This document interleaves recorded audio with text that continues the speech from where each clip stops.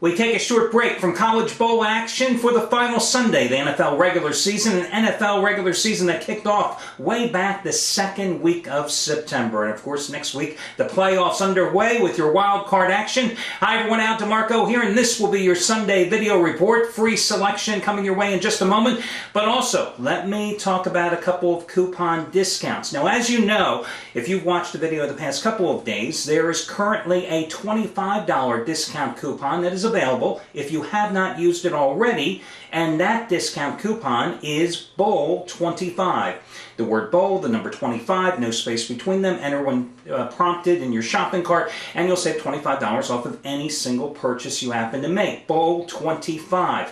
However, it's a Sunday. I realized a lot of you probably already cashed in that coupon either yesterday or the day prior because of the plethora of college bowl action we had. So here's another discount coupon code for you. I know I only usually do this once or twice a week, but hell, I'm general manager of the sites. I can do whatever the hell I want. So use this coupon as well. January 15. January 15. No space between the word January and the number 15, and you will save $15 off any purchase you make, any single purchase you make either today or tomorrow. You can't use both coupons on a single purchase. However, you can be creative, you know. And if you didn't use the 30, use the 30 today or save it for tomorrow, or use the 15 today or save it for tomorrow. Just wanted to give you another little extra bonus. Happy New Year once again to you all out there. And remember, the only place you get the discount coupons are right here watching the daily video reports. Yesterday, I cashed in with a $20 release on the Rose Bowl with Wisconsin getting the lucky cover against TCU. And I say lucky because, let's face it, you know, Badgers absolutely dominated play in the second quarter, came away with nothing more than 3 points. They really should have won that game going away.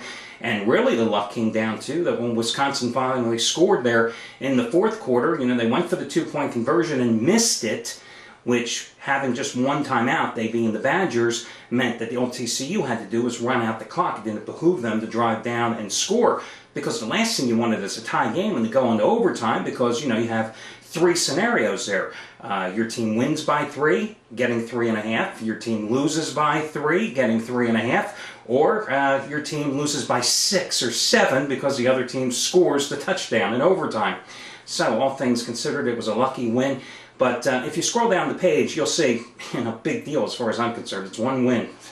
You know, big deal. It was my second biggest play of the college football season, but I've got quite a way to go to get out of my slump here. And, you know, the problem is when you're a handicapper or you're a gambler in a slump, it's not like you can go to the Betty Ford clinic. You know, it's not like you can go pal around with Dr. Drew in rehab and be on VH1. Can't be hanging out with Lindsay Lohan and getting advice. You know, you have to just fight your way out of it. Have I had slumps before in my 25 plus years doing this? Oh my God, yes.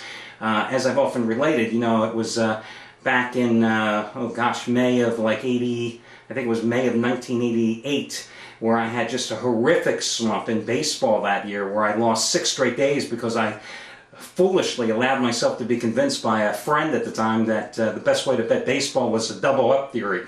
Place a bet tonight. If you lose, just double up on that team the next day, because over the course of the week, that team will not lose 7 straight games. Problem is, he picked 4 teams, or we picked 4 teams. I have to take some of the blame. 4 of the 6 teams we bet on happened to lose more than 6 games in a row starting that week. Lost a fortune, had to take an advance on my Visa card to pay off my debt and his debt. Learn never to fall for foolish theories again. So I've been in slumps before and certainly have pulled my way out. But as I said, you know, no crowing about one win yesterday on Wisconsin. Got a long way to go here.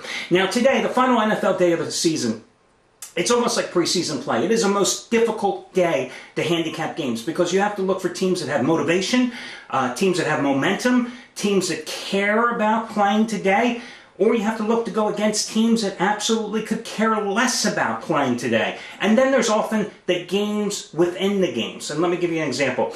The NFL's done us a favor by giving us all the division finals, you know, division matchups here on the final day of the season. They've also flexed the schedule, so you've got teams that are playing for something within the same division playing at the same time. So on the 1 o'clock Eastern time card today, for example, you've got New Orleans hosting Tampa Bay, and you've got Atlanta hosting Carolina. Now, Atlanta, first of all, by the way, is a 14.5 point favorite. So, you know, there have only been 7 games this season where the favorite has been that big, and the favorites, the team favored is 6-1 straight up, the lone loser being Philadelphia against Minnesota in the makeup game on Tuesday night. But the Chalks are just 2-5 against the spread in those games. But here's the thing. So the Saints beat the Falcons on Monday night, and they keep themselves alive mathematically for the NFC South title. They're both playing at the same time. If you happen to like the Saints, laying the 7 to 7.5 points at home against Tampa, what you've got to consider is the Saints are going to be scoreboard watching. If they look up in the Superdome scoreboard and suddenly see the Falcons up big against Carolina, there is absolutely no motivation for them to play hard the rest of the game. There may not even be any motivation if they're up by 20, if the Falcons are up by 20 points, let's say, for Sean Payton to keep Drew Brees and the starters out there. Same thing goes with your late card, where you've got Chicago at Green Bay, and you also have the New York Giants at Washington. You know, if in this particular game, for example, the Bears have no motivation to play in that game at Lambeau today if the Falcons and the Saints both win. If the Falcons win. Because if the Falcons win, they wrap up the home field advantage throughout the NFC playoffs. Right now, the Bears have clinched the division. They've got a first-round bye. They've got home field advantage, at least for the first couple rounds. But they need the Falcons to lose. Do you think the Falcons are going to lose against Carolina today? I don't think so, not straight up. Now, Lovie Smith may say all that he wants. He's going to want to play, wants to win, want to play the Packers, want to beat a division rival, blah, blah, blah, blah, blah. Yeah, and if Jay Cutler gets hurt on the 14th play in the first quarter, you want to know what they're going to do to Lovie Smith in Chicago? They'll crucify his rear end. So, Bears may have absolutely no motivation when they go onto the field. Well, if you think that's the way it's going to play out, and you think that there's no way that Atlanta loses to Carolina, then you want to play Green Bay now rather than later in the day, because that price is just going to shoot right up once the Falcons do, hopefully, I think they will, control the action against Carolina. Now, the other thing that you have to consider is the play of the game within the game.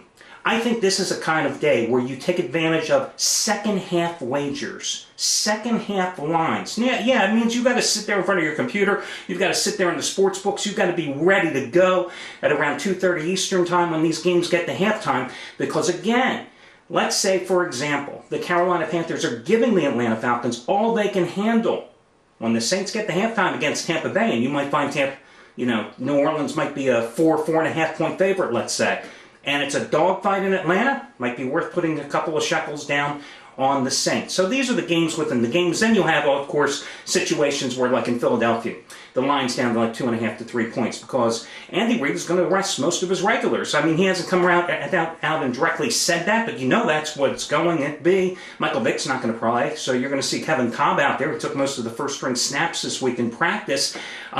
But you say John Kitna's not going to play for Cowboys. They're going to go with Stephen McGee making his first pro start, the second-year pro. Yeah, but the Cowboys are going to have their starting players out there as well. They're going to have Felix Jones out there, Marion Barber, etc. Their whole starting defense. The Eagles may be fielding a bunch of second and third teamers. So, yeah, I like the Eagles a little bit, but would I put my money down on the Birds? Absolutely not. So these are the things that you have to consider. Now, for your free pick, I want to talk about the Steelers-Browns game. Now, Steelers, of course, have a lot to play for. You know, they win this game, and they are playing at 1 o'clock Eastern Time, the same time the Baltimore Ravens are playing. They win and Baltimore wins, doesn't matter. Steelers win the AFC North crown. They get the first round bye. They get the number 2 seed. They lose this game, they drop down to like the number 5 seed in the, or number 5 or 6 seed, I can't remember at this time, in the postseason slate, and they suddenly become a wild card team that's got to open up on the road. Steelers are laying 5.5 to 6 points at Cleveland. I don't care that it's a big division rivalry. I don't care that it's probably Eric Mangini's last game, if they're smart in Cleveland. I'm going to go with Pittsburgh here and lay the points. They had the 2 extra days rest, having shut out, taking care of business 27-3 against Carolina 2 Thursdays ago. Cleveland is really struggling, 1-6 against the spread in its last 7 games, only averaging 11.6 points a game in its last 4. So I'll go with the Steelers as your free pick. Good luck, everybody, and I'll catch you again on Monday.